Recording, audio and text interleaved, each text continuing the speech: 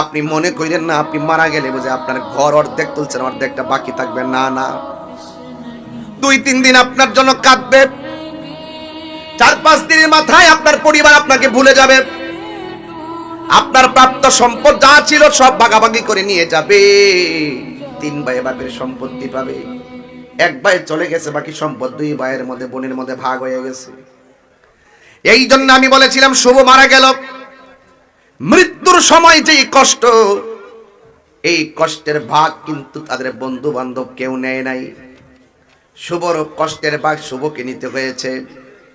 কবরে আযাবে থাকলে কবরে শুভর ভাগ শুভ নিবে, যদি সুখে থাকে সুখের ভাগ কেউ যেমন নিতে পারবে না, কষ্টের ভাগও পৃথিবীর কেউ নিতে পারবে না।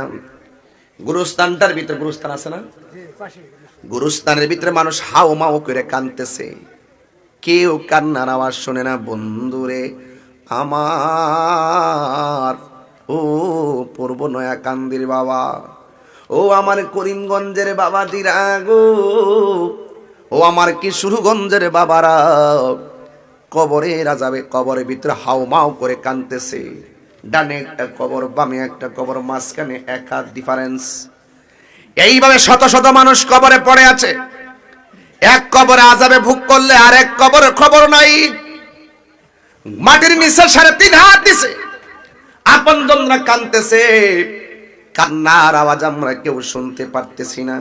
পৃথিবী বড় নিষ্ঠুর পৃথিবী। দুনিয়ার সম্পদের ভাগ নিলেও কবরের আযাবের ভাগ কেউ নিবে না।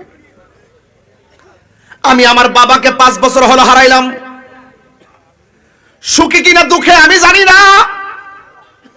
এই যে বন্ধু শুভ কবরে সুখী কিনা দুঃখে আছে, কত খবর দেশ বিদেশ থেকে নিয়েছি, কিন্তু তার কবরে আযাবের খবর আমি নিতে পারি নাই।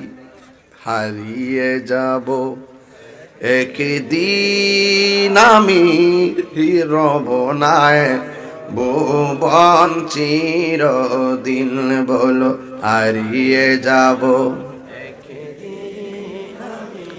আর রব নাই ভুবন চিরদিন।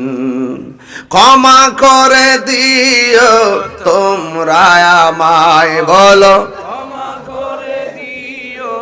তোমরা আমায়, ভুল করে থাকি যদি কোনো দিন, হারিয়ে যাব একদিন আমি, রব নাই ভুবন চিরদিন।